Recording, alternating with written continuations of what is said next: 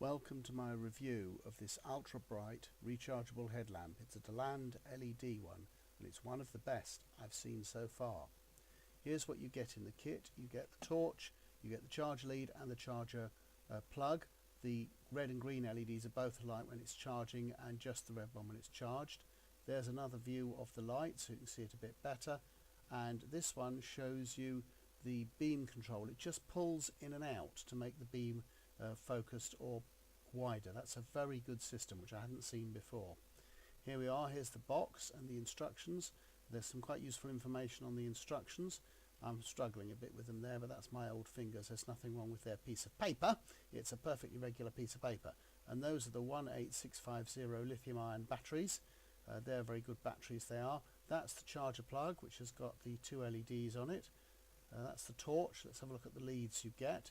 You get a car charger lead. You don't always get one of those. That's quite nice, and that is the lead that plugs into the USB plug.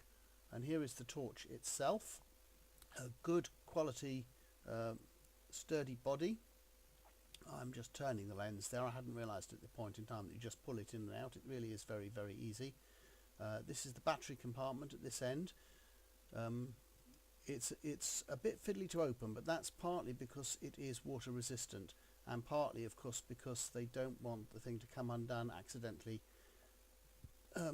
when you don't want it to. Both batteries go the same way round because they work in parallel. They're 3.7 volts each, which is perfect for the LEDs. So they're both the same way round, unlike some torches where you have to put the batteries opposite ways round so the voltages add up.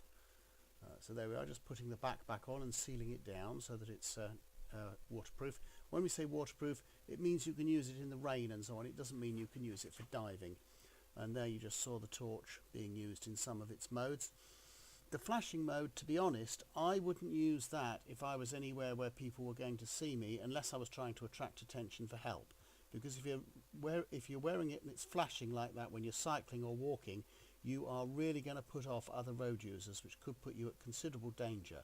So I would set it to the dimmer setting on a well-lit road, and to the brighter setting if I was in the dark woods, like I'm going to be in a little while when I take it out for a bit of a test.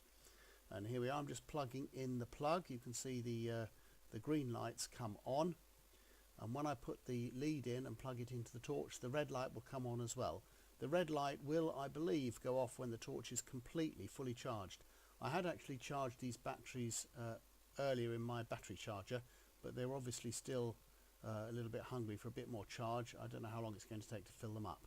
And here we are outside. You can see I've got the head torch on. I've got it on a moderately narrow beam, and now I've turned my bicycle light on as well. They're both the same sort of torch really. The bicycle light's got 4 batteries, but it's just a 3.7 volt bright light like this one, but it doesn't have an adjustable beam like the headlight does. And there we are, just one on, then both on, so you can see how well they work together. I can look to the side and I can see what's there with the head torch, whereas my bike light only ever shines in the direction the bike's pointing in. And there we are, off down the path, and I can see really well where I'm going. In fact, the torch doesn't pick things up as well as your eyes do. I can actually see a lot more than you can see in the pictures.